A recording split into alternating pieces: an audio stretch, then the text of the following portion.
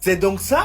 Les jeunes de la Masia qu'on a vu hier sont là pour prendre la place des titulaires et ça a déjà commencé. Mais avant même d'aller là-bas, je tiens à vous informer que notre cher Raúl Asensio vient d'être enregistré par le Real Madrid et il a été promu en équipe première. C'est définitif désormais. Et on a aussi le jeune défenseur Juan Martinez qui est de retour. Pour ceux qui ne le savent pas, après avoir fait ses débuts avec l'équipe première, il s'était blessé en début de saison. Bonne nouvelle, il a été titulaire avec l'équipe de la Castilla face à Marbella. Ce qui va lui permettre de reprendre du rythme petit à petit avant de remonter en équipe première. Et on nous dit même que Xabi Alonso envisage sérieusement de promouvoir Juan Martinez dans l'équipe première. Le plan pour l'instant c'est qu'il joue avec la Castilla jusqu'à ce qu'il revienne à 100%. Et pour revenir à Raúl Asensio les amis, on nous informe que malgré son inscription dans l'équipe première, suite à la Coupe du Monde désastreuse qu'il a réalisée, Xabi Alonso ne compte plus trop sur lui, du moins pas pour cette saison. De ce fait, Xabi Alonso croirait en Eder Militao pour jouer un rôle important cette saison. D'après les infos, Xabi Alonso croit encore à son retour au plus haut niveau, malgré que ce dernier se remet de 2 ruptures de ligaments croisés. On termine les amis avec les jeunes cracks de la Masia qui ont fait leur début hier avec le FC Barcelone. On va notamment parler du jeune Dro qui est devenu le chouchou d'Hansi Flick, comme vous pouvez le voir à l'image, le gars il est fan de lui. D'autant plus que pour son premier match avec l'équipe première, le gars il a inscrit un magnifique but. Cependant, parmi ces jeunes là, il y en a bien un qui est pas là pour rigoler, c'est bien évidemment Geoffrey Torrens. On a bien vu de quoi il était capable hier et autant vous dire que c'est cuit pour un certain Gérard Martin.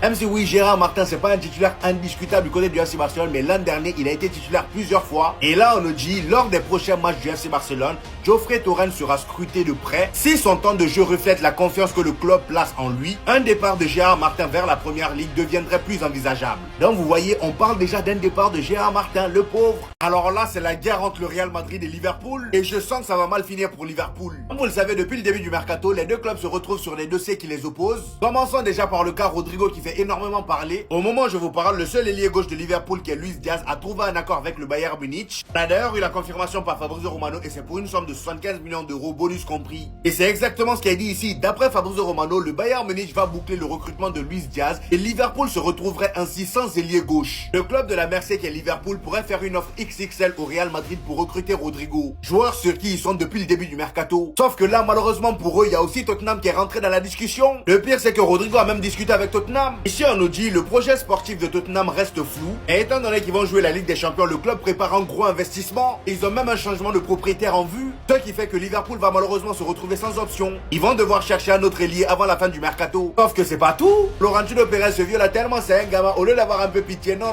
Il veut les pousser à bout et il a bien raison, il pense à son club avant tout. Konaté aurait informé le Real Madrid qu'il était intéressé par le fait de rejoindre librement l'été prochain le Real Madrid. Et discussions seraient en cours entre le club madrilène et le français. Imaginez un peu dans quel état serait Liverpool. 2 saisons consécutives, on vient te voler 2 de tes meilleurs défenseurs. Librement en plus de ça, Trent Alexander-Arnold et ensuite Konaté. Voilà, comme ça. Florentino Pérez c'est vraiment l'antagoniste des mercatos. Le gars il parle pas trop, dès qu'il a besoin d'un joueur, il part le prendre gratuit. Il se casse pas la tête.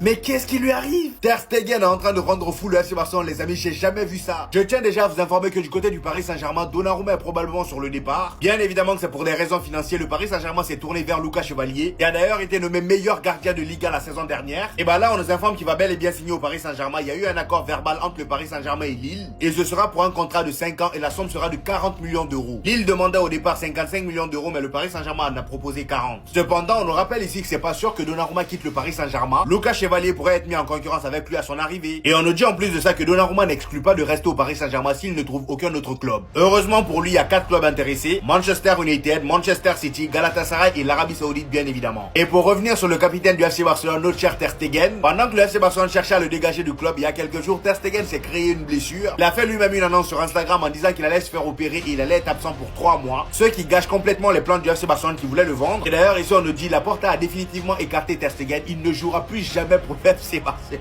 Et c'est pas ça le pire, là Ter Stegen est arrivé à Toulouse, apparemment c'est pour son opération en question, et voici ce qu'il a dit. Ter Stegen s'est rendu seul à Bordeaux pour se faire opérer. Écoutez bien, il a refusé que des représentants du FC Barcelone l'accompagnent. Donc clairement le frérot il a manigancé tout ça. À son arrivée à l'aéroport, le journaliste l'a même demandé est-ce que tout va bien avec le FC Barcelone. Il a répondu oui. Après j'ai envie de dire, il va pas dire non, c'est vraiment un malade. Là on parle du capitaine du FC Barcelone, mon gars, ça fait 10 piges t'es au club, vas-y, va te mettre bien en Arabie Saoudite.